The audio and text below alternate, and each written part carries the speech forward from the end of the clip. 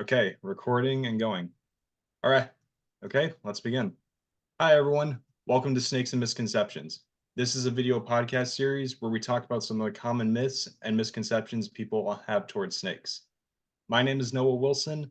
I'm a zoologist and a biology graduate student with Miami University, Ohio's Project Dragonfly. To kick off the series, we are joined here today with Mike Levins from Crosstown Exotics. Mike, thanks for joining us here today. Why don't you tell us a little bit about yourself and Crosstown Exotics? Hi. Yeah, Crosstown Exotics is a traveling reptile and bug show that me and Colin Langender first started in it was 2012. We had Colin was just he was in his last couple semesters of school. I was about done, and we were kind of just chit-chatting like, yeah, I think we could start our own thing. We had just done like a little YouTube commercial for a company, and it kind of got the gears rolling, and Colin was like, yeah, I think we could do this on our own, and uh that's where Crosstown got started. And I know, like, for myself, I've always been into animals and reptiles, specific reptiles and bugs specifically, but I mean, I like them all for the most part. I think And then as far as my education, I got my associate's degree at Joliet Junior College, and then I went to Governor State and got my degree in biology from there.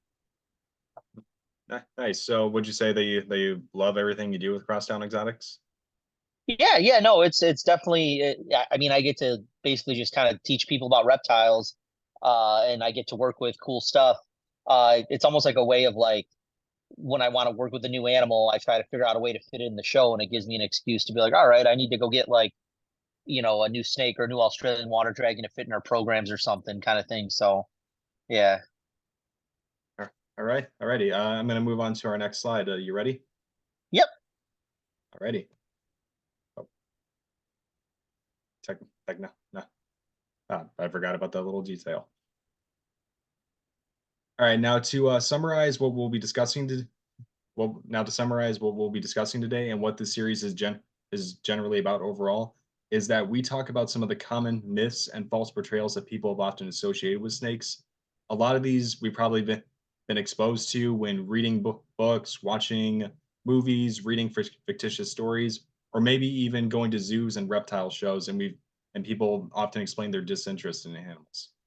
But what I'm hoping is that through this series, and that by people watching this combination of lectures and PowerPoint, that they start seeing these animals in a much more positive perspective. Because what we're trying to do through this series is that we want to expose the truth around some of these portrayals, as well as provide unique herpetological information regarding these animals. Because Mike, I think you got to admit, as a reptile educator, snakes are truly remarkable creatures. Oh yeah, definitely, no Yeah. doubt. And one goal that I'm really hoping that to achieve through this is that not only will viewers learn some new things about these animals and share the facts they learned, but that by watching these series and hearing all these amazing facts, that encourages them to learn more about these snakes, learn how to understand them, and how to learn how to live better alongside them, because these animals are not only truly unique, they're ecologically essential to our ecosystem. Okay, now we're gonna dive into our first misconception. Mike, you ready for me to move on? Yeah, I'm ready. Cool. Okay, now this first misconception I think is one a lot of us have gotten exposed to at some point, and that's when people claim that snakes are slimy. Now, Mike, I got to ask, when doing a show with Crosstown Exotics or maybe talking to other reptile experts, have you ever encountered someone who made the claim that snakes are slimy? Yeah, I want to say almost every birthday party, library, and school I do, I'll get one kid that goes like, oh, it's slimy, or is it gonna be slimy? And I was kind of like tell kids like there's no snakes that are slimy. And some of them like that stick, that want to know a little more. Like I think a lot of times it's they kind of have that iridescent sheen, like from far away, they might look like they're wet. And I know a number of tropical snakes are like that because I feel like if they didn't have that sheen, they stick out more, So it's just kind of like I think without, if you're not going to touch the animal, you can only go off vision. And if it kind of looks like it has that iridescent wet feel to it, you're going to assume that it's like slimy. And I think too, just it's one of those, I'm trying to think how to word this. Like it's just an animal that's just often like people just see like a so like, oh, it's a slimy this or a slimy that, like they just use that word as a, like a descriptor in front of it, and it's just kind of been that way for a long time, unfortunately. Yeah, yeah. And the truth is that when with a lot of snake species is that they actually have very dry, very smooth scales, and actually some people describe their scales as being fairly warm. And Yeah. and from a biological perspective, their scales actually serve a variety of purposes, and these purposes being acting as a defense against predators, prevent loss of moisture, and they're actually very good at retaining water. Yeah. Yeah, and actually something that I found very interesting with snake scales is that they're the material that the proteins that their scales are made from. They're the same material that makes up our hair and our fingernails. Yeah, like just like a tortoise shell and stuff. Like I think it's like the same material in those too. Yeah, and actually, for any budding herpetologist or biologist who are watching these videos, something that I really want to share with everyone is that a snake's scales are actually a very unique way of uh, identifying species. Because with snake diversity, there's thousands of species. There's a little over 4,000 different species of snakes, but there are some species that look almost exactly the same, but they're actually two distinct species. One example is with the African rock pythons. The Central African rock python of the Congo and the Southern African rock python they find around South Africa and Namibia. These species they look almost entirely the same, but the scales on their head are actually a good characteristic, which will allow you to distinguish them.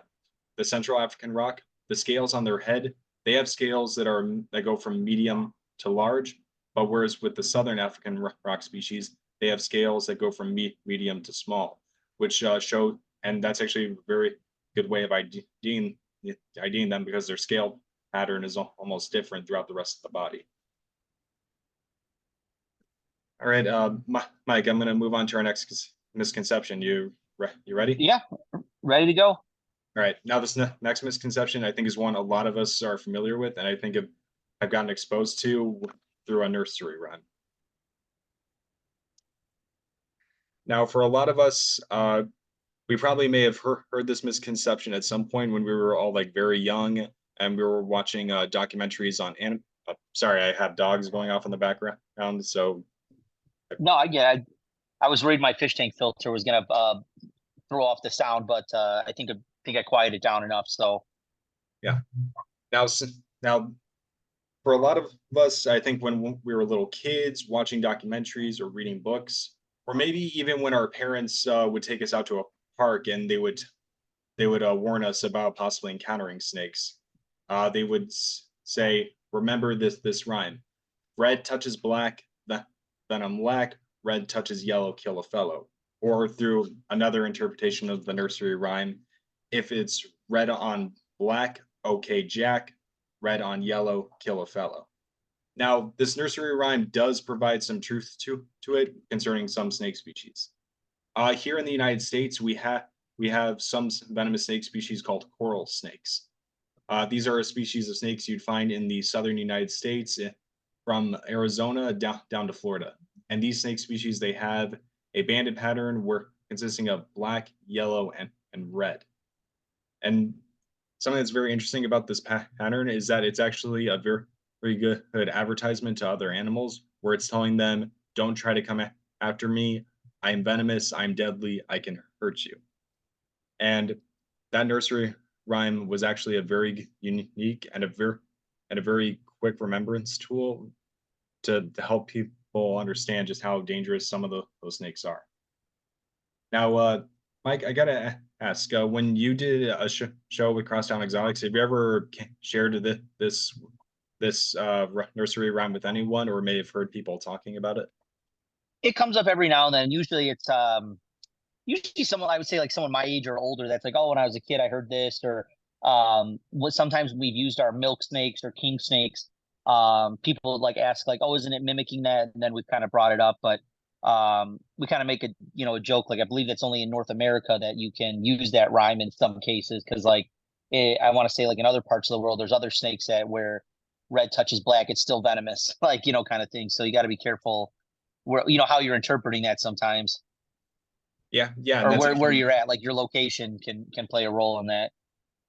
and actually that's what I was going to touch base next with.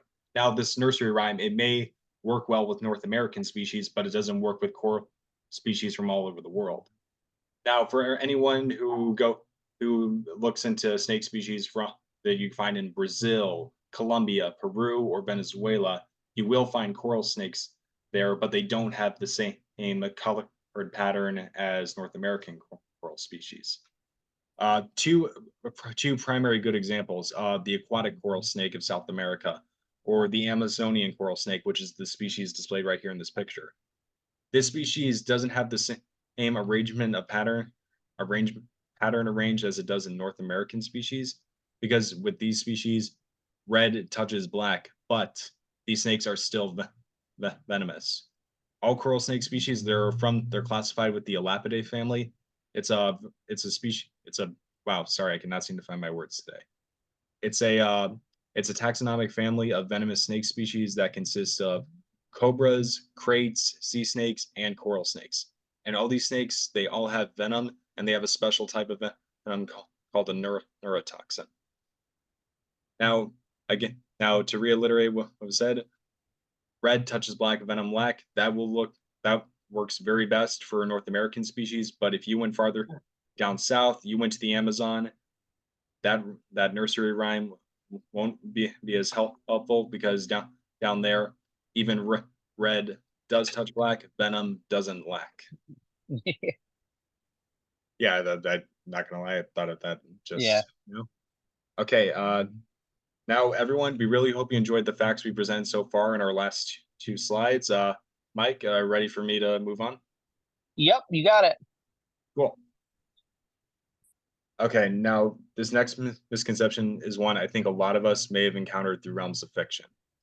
I think when any one of us was watching a famous Hollywood blockbuster where it showed a large snake as the antagonist or the villain, like in Python, Anaconda, or Snakes on the Plane, they a, a lot of people talked about pythons crushing their prey, and that they can break all their bones in the body.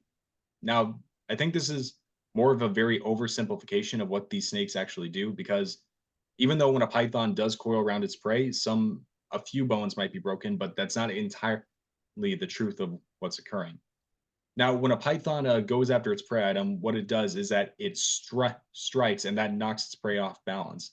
And then the snake rapidly wraps coils around its prey and tightens those coils. But if the prey tries to resist, it tries to fight back, the python actually just tightens its coils. It's not applying pressure, it's just tightening its coils. And even though and actually some herpetologists, when they did study this process, they did find some ribs that would be broken in a prey item, but not all bones are being broken. It's not, the prey isn't being forced to have all of its bones broken. What happens is that when as the prey is trying to fight, it's trying to resist, it's increasing its body activity, its heart is working over time, and what happens is that the animal eventually comes to respiratory arrest and dies, and then it becomes a meal for the snake. And when that and after all the kicking, all the fighting, and when the prey dies, the python begins to swallow its prey item at first. Now, Mike, when doing a show with Crosstown Exotics, have you ever encountered a person or two who may have had a fear of large snakes? Yeah, it's pretty common that we get snakes are probably like the number one animal we get with like people being like, "Oh, I like all the other ones, but snakes get me," or they're cool until the snake comes out, type thing. But yeah, it's just a lot of times too, like once people can get up and close and see that they're not, just gonna attack, and attack and hurt them and stuff like that, then they kind of get a little bit better that with it. And I also have noticed that people at shows tend to be more afraid of the wild type coloration of large snakes than like the, let's say, like a big albino. Like people be more afraid of a wild type berm than an albino berm, and I think it's because like some of the color morphs look they're just less scary, if that makes sense. Like we're so used to like, oh, it looks like a cartoon or something, and then the wild type, I think it just kind of strikes that like, oh, that's what it looks like in nature. That's like like what you think of in your head is like what's going to get you. But yeah, it's very common where people are afraid of the snakes. That's our snakes and spiders seem to be our biggest like phobias with people. Yeah, yeah, and I can see that because I mean, with the common with some of the unique morphs that a lot of breeders produce, people are going into pet stores, reptile festivals. They're seeing all these animals and they're thinking, "Oh, that doesn't seem bad." But when they see like the wild morphs stuff that they may have seen in fictitious books, stories, and Yeah, movies, they think that's something that they got to be afraid of. that too. And I think too, like when you see like a first thing that pops in my head is like the Britney Spears music video where she was holding an albino snake. Like I think some people see like the albino versions are used in like media and movies a lot of times because they just look so different. So I think it kind of lessens like people's fear because like, oh, Britney held it, I must be okay, must not be that bad, or Selma Hayek had the snake on her, must not be that bad, that kind of thing. So Dust Till Dawn. I don't know if you ever saw that vampire movie. The lady was holding a big albino snake. Okay, I can't say that I have seen that movie. okay. Yeah, Put it on your list of stuff to watch. It's good. I'll have to look it up. Definitely. All right, now everyone, we really hope that you enjoyed the facts that we presented so far, and we really hope you enjoyed seeing the images on these slides. And very soon, we're going to be diving into our references section. Mike, I'm ready to dive when you are. Yeah, yeah. Alrighty. All right, now when formatting this PowerPoint, we heavily referenced natural history sources regarding snakes. Now, Now, for anyone who is watching these videos and has thought of their own questions or want to expand their knowledge regarding snakes, these three literary sources that presented right here are options I highly recommend.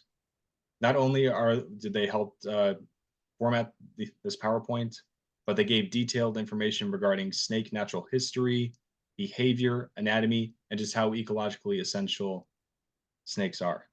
Now, if anybody has any questions regarding these sources or snakes in general, leave a comment down below. We'll do our best to answer them. And I really hope that by watching these videos, you've gotten more curious about snakes and you want to expand your knowledge. And again, if you want to find some good sources, these are three sources we highly recommend because I think they can give you more than just a simple answer. It can help you expand and seek more amazing facts. Now, lastly, this is our image references section. When formatting this PowerPoint, I wanted to include images relating to the topics we are going to be discussing, and as well as show just how truly amazing these animals are. Because these snakes, they're beautiful creatures, they're phenomenal, they're truly amazing, and we wanted to provide an in-depth perspective of what these snakes were like, and hopefully that by seeing these animals, it can help generate your thought process and get you asking more questions about snakes, how you can understand them, and what you can do to live better alongside them. Now, sorry, I can't seem to find my words today. Now, everyone, we really hope you enjoyed this video series so far. We hope you enjoyed our first episode, and I really hope that you continue to watch the rest of Snakes and Misconceptions. And again, now I'd like to thank Mike again for coming out today. Mike, thank you for giving us your input. Thank you for sharing your experience with Crosstown Exotics, and again, thank you for your input on some of these misconceptions. Happy to help. Glad you invited us on to talk about stuff. So No problem, man. Keep educating people about reptiles and insects, and hope to have you here again at some point. definitely. See you around, Mike. All right. Bye.